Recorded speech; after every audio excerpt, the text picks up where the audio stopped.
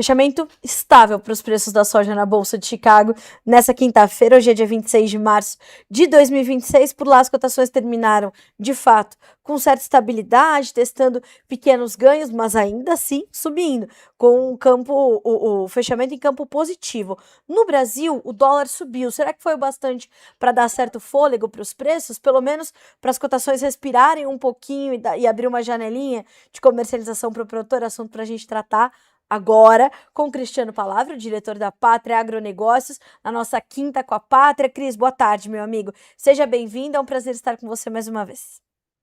Boa tarde, Carla. Prazer é meu estar aqui contigo mais uma vez. Vamos lá, vamos falar desse mercado.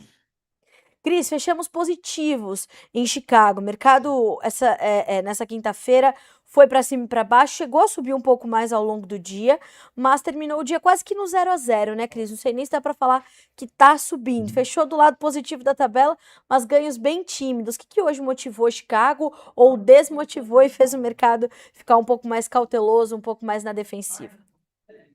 Olha, Carla, eu vejo que hoje foi um dia positivo para os derivados, né? O óleo de soja novamente conseguiu dar uma escalada, acompanhando a movimentação do petróleo. Petróleo indo e voltando, né? Nessas notícias difusas que a gente tem sobre o conflito lá no Oriente Médio e tentativas ou blefes sobre negociações, né? Mas, de fato, hoje o mercado conseguiu subir bem para o óleo, mais de 1%, conseguiu ter uma alta importante também para o farelo, na faixa de 0,5%, mas o grão acabou não engatando. E eu vejo que há um certo sentimento no mercado em Chicago de que as cotações atuais já estão altas. Então, há dificuldade dentro dos atuais fundamentos para que elas continuem escalando. Então eu vejo que o mercado até é animado ainda com essas notícias, novamente essas notícias dos biocombustíveis nos Estados Unidos, a própria alta do petróleo ajuda a puxar, mas hoje mesmo com o petróleo subindo, nem mesmo o milho subiu, nem com a alta do trigo, né, em Chicago. Mas eu vejo que o mercado já começa a encontrar uma espécie de limite já para essas movimentações em Chicago. Lembrando que também a gente tem uma grande posição comprada já por parte de fundos investidores, né? E esses fundos realmente não estão mais escalando essa posição comprada. Então, sempre que o mercado entrega um pouco de alta, a gente vê alguma realização de lucros lá em Chicago.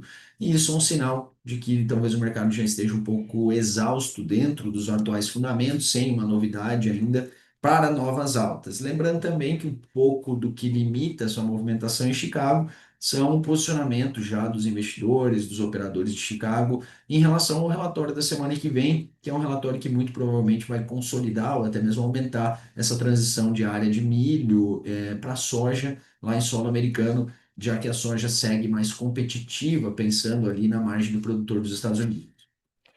Ô Cris, como é que nessa necessidade de uma nova notícia chegar ao mercado, aliás, eu falei bastante hoje sobre isso também com o Matheus na nossa abertura de mercado, no Bom Dia Agronegócio, ele falava justamente isso, que o mercado precisa de algo novo para ter um novo fôlego efetivo. Como é que os fundos de investimento estão se comportando num cenário como esse, onde de fato, né, faltam novas notícias, mas ao mesmo tempo, externamente, os fatores que estão às margens do mercado vão todo dia dando um cenário diferente para eles. Como isso interfere nesse comportamento dos fundos? Olha, Carla, realmente assim, os fundos saíram de uma posição líquida vendida no começo do ano para uma grande posição comprada nesse momento, né? Então eu vejo que há uma certa exaustão já no posicionamento desses fundos que ainda permanecem aí com mais de 200 mil contratos comprados, né? Líquidos comprados. Então, sem uma novidade, tendo em vista que a consolidação desse número da semana que vem mostra mais sinais de um número negativo do que positivo para a soja, os fundos estão mais em stand-by. Quando o mercado entrega uma alta, a gente vê alguma realização de lucro. Então, o que o Matheus comentou, concordo plenamente, porque sem uma novidade, eu acredito em um Chicago já chegando ao seu limite.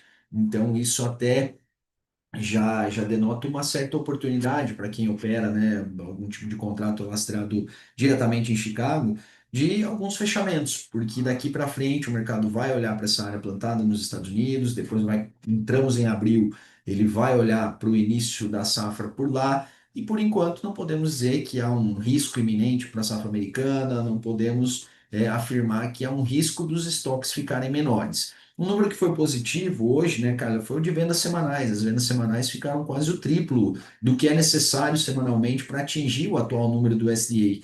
Esse é um número Uhum. bastante positivo, né? Os americanos já tem uma posição vendida hoje que justifica esse número de 42,5 milhões de toneladas lá no final de agosto, já são 37,3 milhões de toneladas vendidas. É uma campanha bem mais fraca do que a dos últimos anos, mas não muito fora do que se esperava. Então, essa venda semanal alta até surpreendeu um pouco, ficou na banda de cima ali das expectativas, foi um número positivo, mas você vê como o mercado já está um pouco saturado, mesmo com derivados subindo, com números bons vindos nessa quinta-feira, o mercado foi incapaz aí de entregar essas altas para a ponta Chicago.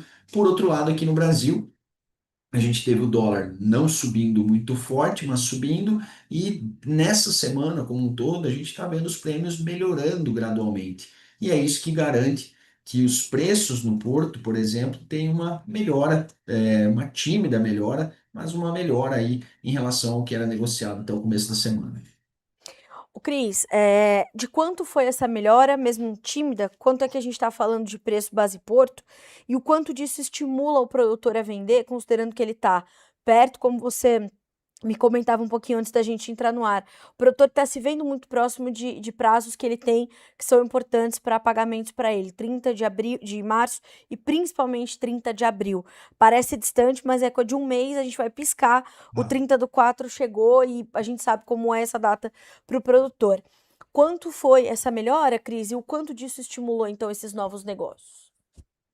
olha, Carla, te dando alguns números, né? Ontem a gente tinha aí Paranaguá, negociando mais próximo de 129,50, 130. Hoje um pouquinho mais alto, na casa de 131. A depender do pagamento, Santos também saiu dessa casa de 130,50, teve negócios a 132,50 com pagamento maio. Então a gente pode falar aí que foi uma alta de pelo menos R$ 1, 1,50.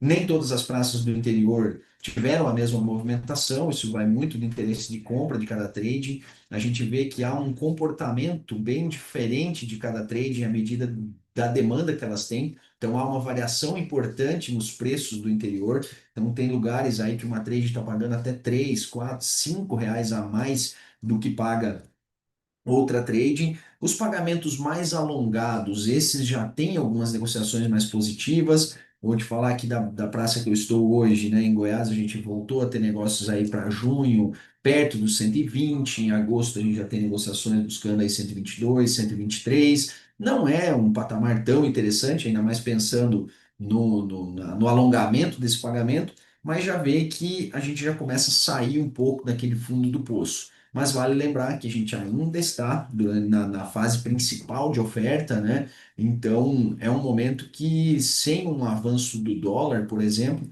vai ser difícil a gente ver uma escalada de preços significativa. E como você comentou, 30/4, né? Falta um mês e pouquinho, mas muitas empresas não pagam com tanta liquidez, né? Então o produtor já tem que ir se antecipando, e eu vejo que ele não está, não estou vendo o produtor tão otimista também com o mercado. Então, à medida que pega uma melhora, mesmo que pequena, ele vai aproveitando para fazer negócio.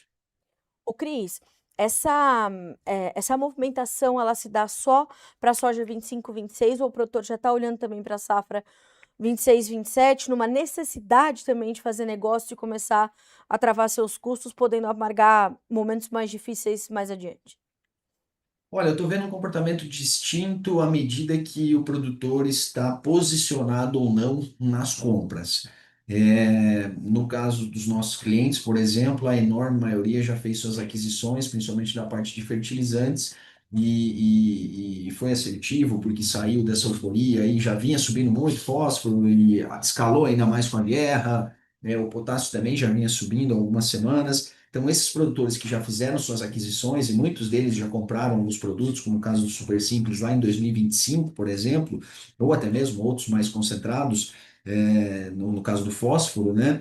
Eu vejo que esses produtores já estão com um nível de atenção maior para a safra 27, porque já buscam cobrir essas despesas, mesmo que tenha comprado à vista, mesmo que tenha comprado com pagamento ainda em 2026, já buscam aí começar a trabalhar suas médias para o ano que vem. E na minha visão faz muito sentido que já se atentem a isso e a começar as negociações para 2027, porque a gente tem um ágio em relação aos preços que são pagos hoje. A gente tem um dólar que já chegou a operar 5,80 para 2027, hoje está um pouco mais baixo, mas que traz oportunidades. Pensando num Chicago estável, coisa que vai ser muito difícil ficar estável ao longo do ano, e mesmo que ficasse um prêmio estável ao longo do ano, que também é muito difícil de acontecer, só o fato da gente ter um dólar futuro aí já negociando mais perto de 5,80 já abre uma oportunidade. Claro que ele não vai vender grandes volumes ainda é cedo, na minha opinião, mas para começar a trabalhar, o mercado no ano passado, por exemplo, deu muitas oportunidades nessa mesma época, então eu estou vendo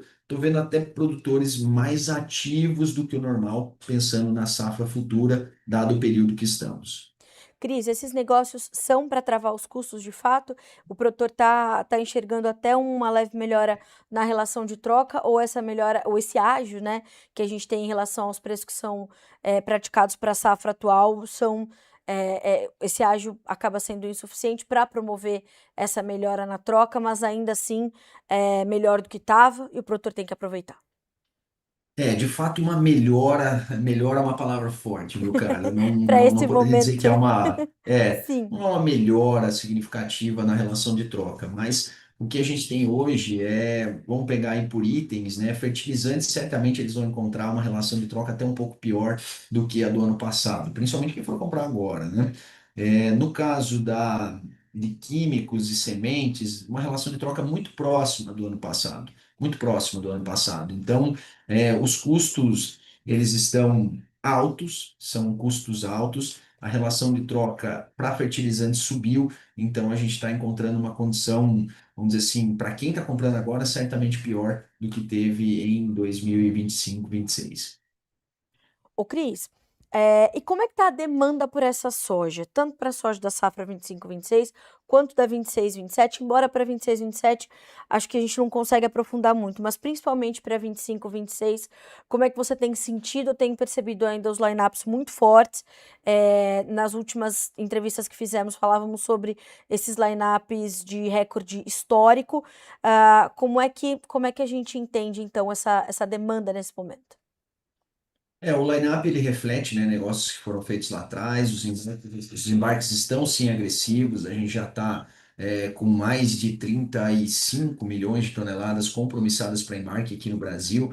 Esse é um número forte, é um número, vamos colocar aí, pelo menos 25% superior ao ano passado, 35,4 para ser mais exato, de compromisso, em compromisso soma o que já foi embarcado com o que tem para embarcar aí nas próximas semanas, nominado para embarque. Então, 20% da nossa safra total já foi embarcada ou está compromissada para embarque. Isso é bem mais do que a gente teve em 2025, por exemplo. Nessa época, a gente estava com 16% da nossa safra. Então, nossa safra é maior e, mesmo assim, o percentual comprometido já para exportação também é maior. Isso mostra que a gente teve uma demanda, sim, consistente sobre a nossa soja. Novos negócios daqui para frente, a gente vê o mercado não está frio por completo, mas é um mercado que vai andando gradualmente. E o produtor sente isso na atividade das tradings. A gente sabe que quando a demanda é muito firme, há uma busca maior por comercialização. O produtor é procurado pelas tradings para fazer negócio, as tradings estão mais abertas a negociar, buscar condições. Não é o que a gente está vendo necessariamente nesse momento. Então, demanda existe? Existe. A gente está com embarques bem agressivos, temos 15 milhões de toneladas já no line-up aí para as próximas semanas, mas novos negócios estão caminhando de forma gradual e eu vejo que a gente vai ter uma melhora, mas uma melhora principalmente ali de maio em diante, onde essa soja brasileira vai ter novamente uma demanda mais aquecida, e isso vai abrir espaços, inclusive, para uma melhora na precificação em geral. À medida que o produtor consegue segurar um pouco mais essa soja, passa essa oferta maior, essa necessidade de caixa maior, que vai ali até 30 do 4, 30 do 5, dependendo da região. Depois, com o produtor podendo segurar um pouco mais, né, lutar um pouco mais, né, nessa negociação e as tradings aumentando o apetite à medida que a China precisa da nossa soja para esses embarques mais longos, os negócios vão fluindo de uma forma melhor.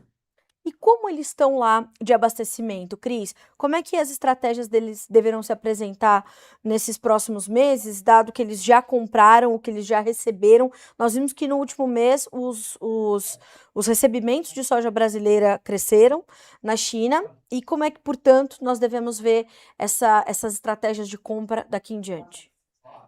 Olha, a China ainda está bem abastecida, Carla, né? Estoque portuário, na nossa última atualização aqui, ainda acima de 8 milhões de toneladas, que é quase um mês, um pouco menos que um mês de consumo da China. E é um estoque em níveis aí que a gente já tem um tempo que eles estão mais ou menos nessa faixa, mas é um estoque grande, comparado ao que a gente teve lá em 2021, começo de 2021. E é um estoque 8%, 8,5% superior ao mesmo período do ano passado. Então, de uma certa forma, a China aumentou muito os recebimentos nessas últimas semanas, o que é natural, né, com a entrada da oferta brasileira colhida, e eles têm aí um abastecimento já mais garantido até maio, de junho em diante ainda há muita soja a ser comprada. Ô Cris, para os chineses também olhando para a estratégia, mas olhando em termos de preços, eles vão se focar no Brasil agora, mesmo com essa reunião que foi acordada entre Donald Trump e Xi Jinping, vão se encontrar em meados de maio. Apesar disso, eh, eles vão manter o foco deles no Brasil nesses próximos meses por conta da nossa competitividade, ou a depender do que sair por lá nessa reunião, pode ser que de fato a China pulverize um pouquinho das suas compras e vá olhar um pouquinho para o mercado norte-americano nesse momento. Cara, faz total sentido que eles se concentrem na soja brasileira. Se a gente olhar a nível de preço, né, é indiscutível que a nossa soja é muito mais competitiva que a norte-americana nesse momento. E é natural que seja assim, dada a oferta que a gente tem aqui e a oferta que os americanos têm nesse momento, né? Dando um número mais preciso, a soja americana hoje ela é realmente mais cara que a nossa.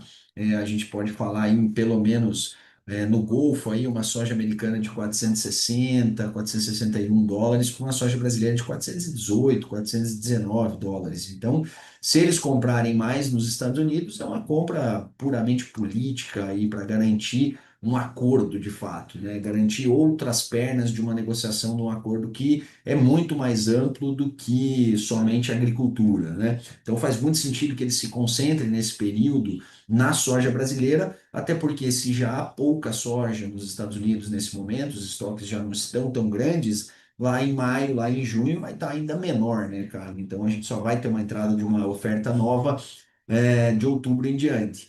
O que essa reunião, né, primeiro ponto, né, assim como essa de março foi adiada, a gente tem que olhar se de fato essa de maio vai acontecer, né? Então, mas ela acontecendo, eu não vejo que a China tem como os Estados Unidos tem como ofertar mais do que já está combinado com os chineses, né? Esses 25 milhões de toneladas aí.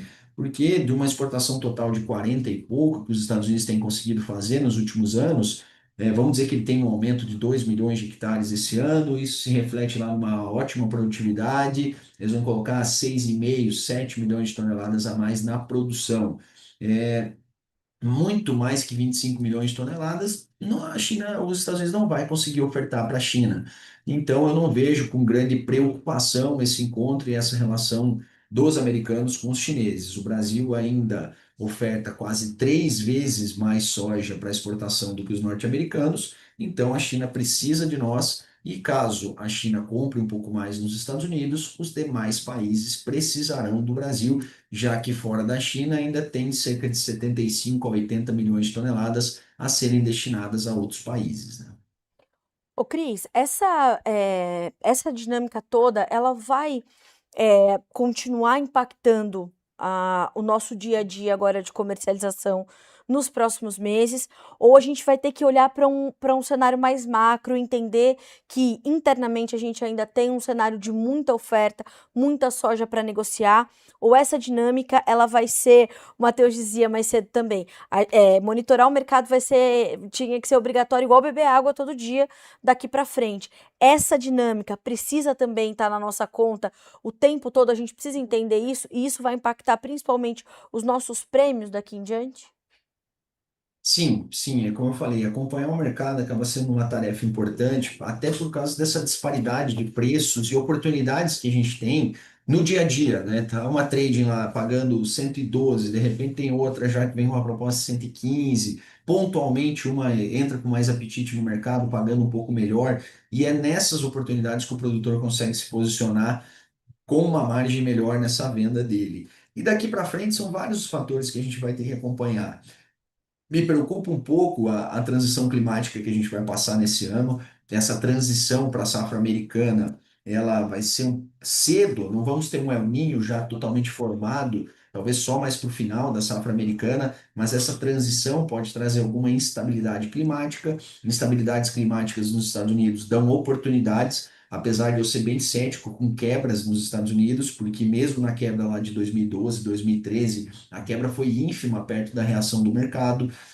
Entre o que se tinha de informação em 2012, 2013 e o que se tem hoje é muito diferente. Então, só essa pequena quebra lá de 2012 não vai jogar Chicago para US$ 18, como foi lá atrás, porque hoje se tem muito mais acesso à informação e do que realmente está saindo do campo lá nos Estados Unidos. A gente vai ter que monitorar essa entrada da safra brasileira, a formação de um El Niño de alta intensidade pode atrasar bastante plantios em algumas regiões, pode trazer secas no norte do país. Então tem uma dinâmica, ainda tem eleição que pode mexer bastante com o mercado, tem a guerra acontecendo, sem muitos sinais do que pode de fato acontecer. Então o mercado ele é um mercado bem dinâmico. Eu vejo que para os preços da soja o pior já passou, mas tem que ficar muito atento para aproveitar as oportunidades, porque elas não são tão evidentes, cara. Hoje os fundamentos não justificariam uma alta muito agressiva, e então é um Sim. mercado que acaba se comportando mais na oportunidade do que na tendência. Mais na oportunidade do que na tendência. Era justamente essa resposta que eu queria trazer para o produtor para ele poder se planejar. Ô, Cris, você está já alinhando as suas expectativas para o relatório que o USDA traz no final deste mês, as projeções oficiais primeiras para a safra 26-27 diária. O sentimento do mercado até esse momento, área maior de soja, menor de milho. Você está alinhado com esse sentimento, Cris? Estou. É um estudo que a gente fez já desde dezembro do ano passado e que deixa muito claro que a soja tem uma margem melhor nos Estados Unidos e algo que foi agravado agora com a guerra, que ainda quem não tinha nitrogênio, não tinha fósforo, acaba tendo aí um custo ainda maior.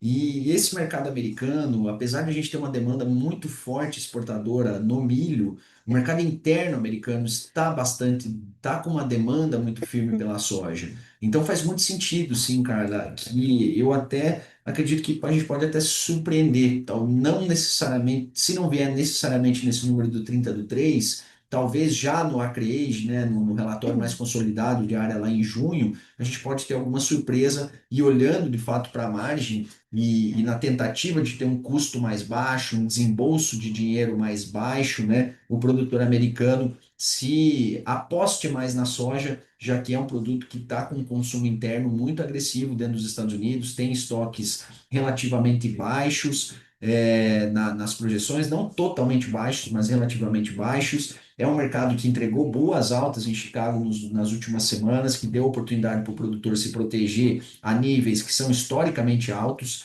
E é importante a gente dizer que essa soja perto de 12 é um nível historicamente alto. Se a gente olha uma curva longa, né, de preço em Chicago, a gente vai ter soja acima disso em alguns momentos apenas, como lá em 2012, 2013, entre 2021 e 2024 na pandemia, 12 e 13 foi aquela seca, né, nos Estados Unidos, depois lá em 2008, 2009, que foi a crise econômica. Então, vejo que o produtor americano sim está mais animado com a soja, apesar de não ser a preferência dele, né, vamos dizer assim, eles realmente Sim. são produtores mais focados no milho, mas faz muito sentido que eles apostem mais na soja. Eu acredito que, no mínimo, a gente vai ter uma consolidação daqueles números do Outlook. Ô Cris, o quanto dessa definição de área no milho vai impactar no nosso mercado de milho aqui no Brasil? A gente está com a safrinha em desenvolvimento, o clima não está o mais adequado para todas as principais regiões produtoras, ainda tem alguns pontos de alerta, mas tem uma demanda forte que ainda está se mostrando para esse mercado, mas uma liquidez um pouco mais contida. Como é que a gente vai começar a cruzar agora essa nova safra dos Estados Unidos com uma possível área menor, com o nosso mercado de milho aqui no Brasil? E vai ser importante, faz sentido a gente fazer a combinação dessas informações daqui para frente, principalmente a partir da consolidação dos números desse relatório do dia 30 a 31 de março?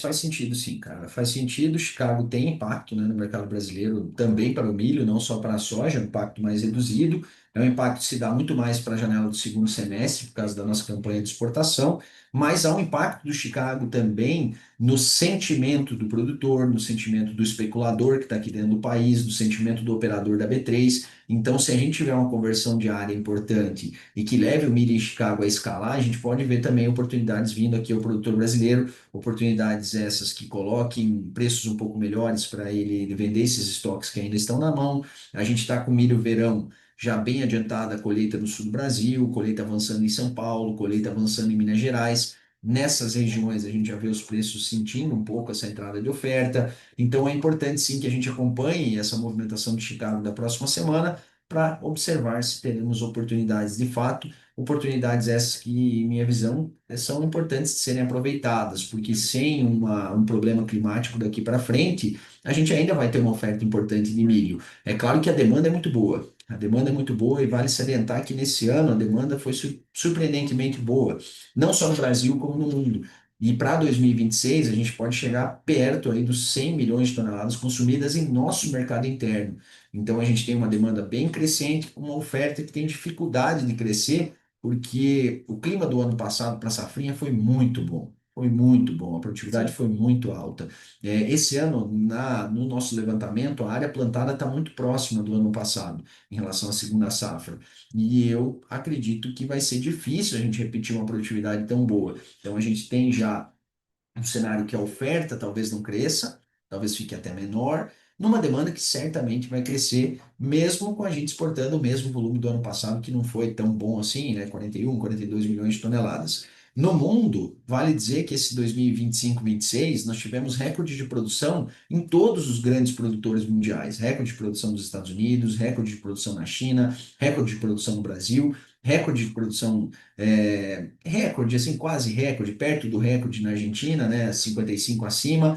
Então, mesmo assim, a demanda superou a oferta. Então, a gente vê que o milho é um mercado incentivado. Por mais que a gente possa ter pressão nos preços com a proximidade, o desenvolvimento, proximidade da colheita da safrinha, desenvolvimento da safrinha em boas condições, eu não acredito em preços muito baixos do milho, porque essa demanda surpreende. O Cris, essa demanda, ela deve ser uma demanda ou o consumo global de milho ele vai ficar também distribuído e a gente vai ver boa demanda pelos principais exportadores globais. A gente deve ver um mercado mais dinâmico do que na soja, por exemplo, e talvez até mais otimista. Ou otimista é uma palavra muito forte para tratar do mercado de milho, pelo menos por enquanto. Não, eu acredito que o mercado bem demandado. Para o Brasil, o risco fica por conta do nosso maior comprador, que está em conflito aí, se eles realmente vão conseguir comprar, vão conseguir deslocar esse milho, fazer a logística necessária, qual é o custo disso. Então, isso é uma preocupação, porque é um comprador relevante. Em 2025, o Irã foi responsável aí por quase 20 a 25% da nossa exportação total. Muito provavelmente não vai reatar os laços comerciais com os Estados Unidos muito cedo, então vai ter que continuar tendo o Brasil como um dos seus principais parceiros nesse mercado. Acredito que pelo menos para a gente chegar aí a 41, 42 milhões de toneladas de exportação é totalmente viável nesse ano. Ô Cris, para finalizar, como é que você avalia esse comportamento na B3 nessa semana? Bastante lateralizado também. Faz sentido por conta desse cenário que você está nos descrevendo? Faz sentido, cara, pelo fator que você comentou mais cedo, a liquidez. Nós não estamos vendo grandes movimentações nos preços e também não Aham. estamos vendo grandes volumes de negociação. Quando o preço cai um pouquinho, a oferta desaparece, produtores retraem. Quando sobe, eu vejo que os compradores retraem. E isso faz com que o mercado esteja meio travado. E é isso que eu observo nesse momento, e isso justifica realmente uma B3 andando meio de lado. Nos contratos mais longos, Carla, eu vejo que essa lateralidade ela também reflete a incerteza ainda em relação ao clima. Os modelos climáticos são modelos, né, matemáticos, são modelos estatísticos, são modelos que têm seu grau de incerteza e de erro, né? Então vejo que ainda não há uma confiança do mercado de que teremos uma enorme safrinha, uma boa safrinha ou uma safrinha ruim. Eu vejo que as chuvas, pelas previsões dos principais modelos, estão interessantes, boas até dia 10, dia 11 de abril, mas depois disso há muita divergência entre modelos e isso deixa o mercado mais em stand-by, realmente esperando chegar mais próximo ali de uma definição dessa safrinha, ou pelo menos que esses modelos converjam mais para tomar uma posição. Olhando para a B3 hoje, um maio a 72, um julho a 71, 71,50 no setembro, está tudo muito próximo. Em novembro, com ágio pequeno também, menos de R$ 2. Então, o mercado do milho ele está bem no momento de definição e na incerteza climática e nessa falta de liquidez do mercado disponível, a B3 ficar lateralizada, para mim, faz muito sentido. Cris, para fechar, para quem está determinando as suas estratégias de comercialização de milho, é hora de vender? É hora de segurar um pouquinho? Ou é hora de definir estratégias diferentes, talvez, para a safrinha e para quem está negociando milho verão, por exemplo? Cara, essa é uma pergunta sempre muito boa, né? E que sempre tem o seu grau de individualidade. E de É, perigo, né, Cris? e eu falo, não é nem para não querer tomar uma posição, né, cara? Mas é porque Sim, realmente, primeiro que são estratégias reservadas, né, à clientela, lógico. mas depende muito de qual é a posição do produtor. Cristiano, eu tenho um custo hoje de 50 sacos de insumos para safrinha, barato, né? Ou 60, quem investiu mais, somando aí colheita, financeiro, operação de máquina, tudo, eu tenho um custo lá de 80 sacos. E eu vou ter que vender, eu tenho todo esse compromisso aí para 30/8. Vou ficar sem vender nada agora? Não me parece fazer muito sentido. É um risco muito grande que esse produtor vai tomar nesse momento. Não, Cristiano, eu comprei tudo, vendi minha soja, comprei meus insumos tudo à vista, tenho capacidade de armazenagem, tenho condição financeira para carregar esse milho para vender lá em janeiro do ano que vem. É uma outra realidade totalmente diferente. Ou vão pegar para a soja, para o milho disponível aqui, Cristiano, eu já vendi 80% da minha safrinha, estou com um pouco ali, não preciso de caixa agora, posso pagar para ver mais uns dias. Ok, beleza. Não, eu tenho aqui a necessidade, preciso ainda, o milho ainda vai ter que entrar nessa composição de custos do 30/4, então a gente sabe que para vender 50 mil sacas de soja é mais rápido do que para vender 50 mil sacas de milho. O milho ele é uma venda mais picada, então ele exige uma ação mais efetiva do produtor.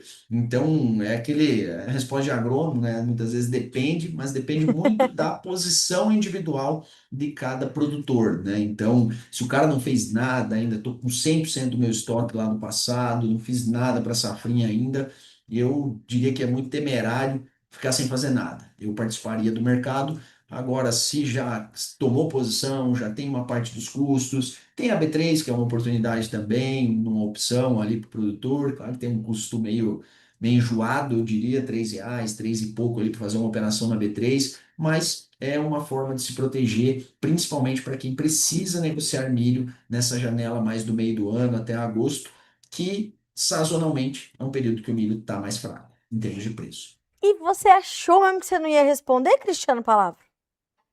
Respondi aí, ó. Ficou. Respondidíssimo, meu amigo. Aí cada um que pega essa informação também adapte a sua realidade e a sua gestão, né, Cris? Tem que É ter isso essa, aí, é essa isso aí. personalização, não tem o que fazer. A Pátria tá aí para justamente isso, ajudar nessa estratégia. Agora, vai personalizar, vende aqui, vende ali, nesse volume, naquele volume, aí, né, Cris? Tem que falar com vocês, entender a melhor forma de fazer isso. Mas o importante é que a Exatamente. resposta tá dada. É isso, né? Para um cliente, a gente sempre falar na palestra, o palestrante às vezes fica em cima do muro. Na verdade, na palestra a gente sempre traz uma direção, mas é sempre um problema, porque eu comunico com meus clientes todos os dias. 5 horas da manhã eu estou sempre em pé, 6 horas da manhã é o primeiro relatório que vai para meus clientes. Se alguma coisa acontecer e o mercado mudar, a gente tem estratégia para tomar novas posições sempre, né? Já o cara vê uma entrevista ou vê uma palestra lá e depois não vai mais atrás do mercado, não tem como a gente trazer uma personalização ali, vamos dizer assim, para a negociação dele. Mas é o que eu falei, depende muito do caso a caso. Quem não fez nada, eu diria que é um pouco mais preocupante. Quem precisa negociar tudo para colheita é um pouco mais preocupante. Para quem tem mais solidez de caixa, sazonalmente os preços são melhores no último trimestre, É isso mesmo. ou no primeiro trimestre de cada ano, né? No começo do ano. Cristiano, Cristiano Palavra, que coisa boa é a gente ter você com a gente, né? Muito obrigada, viu, meu amigo? Sempre bom fechar as nossas quintas-feiras contigo. E já vou fazer um convite para quem está nos assistindo aqui. Quarta-feira que vem, Cristiano Palavra está dando um show no Conversa de Cerca Podcast. Quarta-feira, às 2 da tarde. A gente vai fazer uma chamada. Mas que conversa legal a gente pôde gravar, né, Cris? Foi bacana, cara, foi bacana. Um pouco fora do nosso assunto tradicional, É, podemos falar um pouquinho mais de política, né? Como é um podcast, a gente pode dar um pouco mais nossas opiniões pessoais. fica o convite aí para o pessoal nos acompanhar na próxima quarta. É isso mesmo. Cris, um ótimo restinho de dia para você, meu amigo. Obrigada mais uma vez pela brilhante análise. Como sempre, a gente está aqui à disposição da Pátria para ajudar a continuar informando o agronegócio brasileiro. Obrigada, Cris. Valeu, Carlinha. Valeu. Grande abraço a todos. Quem está terminando colheita aí, sucesso. Quem está plantando, cuidado, né? Tá tarde já, dependendo da região que vocês estão, É, mas que as chuvas cheguem, a gente produza bem, que os preços subam também e fique tudo bem para amém. todos nós. É isso mesmo, para todos nós. Obrigada, meu amigo. Um ótimo restinho de Valeu, um dia e de abraço. semana. Um abraço. Até mais. Tchau, tchau. Tchau, tchau. Senhoras e senhores, Cristiano Palavra, o diretor da Pátria Agronegócio, nos fazendo companhia, nos trazendo um cenário completão, hein? Tem estratégia para soja, tem estratégia para milho, mas, de novo, para usar tudo isso precisa personalizar para sua gestão. O importante é ter uma estratégia. Então, veja que também milho e soja estão em momentos diferentes. Os preços da soja voltaram a subir nos portos brasileiros, superando os R$ 130. Tem melhora nos prêmios, tem melhora do dólar e hoje Chicago fechou no 0 a 0, mas do lado positivo. Então, os negócios também avançaram, os produtores enxergando as janelas de oportunidade de comercialização e já entenderam que esse é o jogo. Não dá para ficar esperando subir, subir, subir até quanto? Subir para quanto? Então, tem essa janela de oportunidade, os prazos para o pagamento das contas estão chegando, 30/3, 30/4, essas datas que assombram o produtor, mas para você não passar por elas assombrado, vá participando do mercado. Tanto o Matheus Pereira de manhã quanto o Cristiano Palavra agora à tarde, os dois, né, a Pátria abrindo e fechando o mercado com a gente, dizendo o seguinte: atenção ao custo de carrego, está insustentável este ano. Então isso precisa também estar no seu radar, estar na sua conta. Vamos ver como é que os preços terminaram o dia nessa quinta-feira, Bolsa de Chicago para você. Na soja, ganhos de 1,75 a 2,75 nos principais vencimentos. Maio fecha com $11,73, julho com 11,89 e agosto $11,83, setembro $11,54 por bushel. Preços do milho. O milho fecha bem lateral em Chicago, muito estável. Maio, 0,25 de queda, 4,67. Julho, setembro e dezembro subindo. Julho fecha o dia com $4,78 por bushel. Setembro, $4,80 e dezembro, $4,94. Preços do trigo. Trigo hoje subiu, aliás, fechou com mais de 1% de alta na Bolsa de Chicago, tem para maio $6,05 por bushel, 7 pontos mais 25 de alta, o julho 6,15, 7 pontos de avanço, setembro $6,28, 6 pontos e meio de alta e dezembro $6,46 com 6 pontos de ganho nesta tarde de quinta-feira. Vamos também aos preços do milho na B3.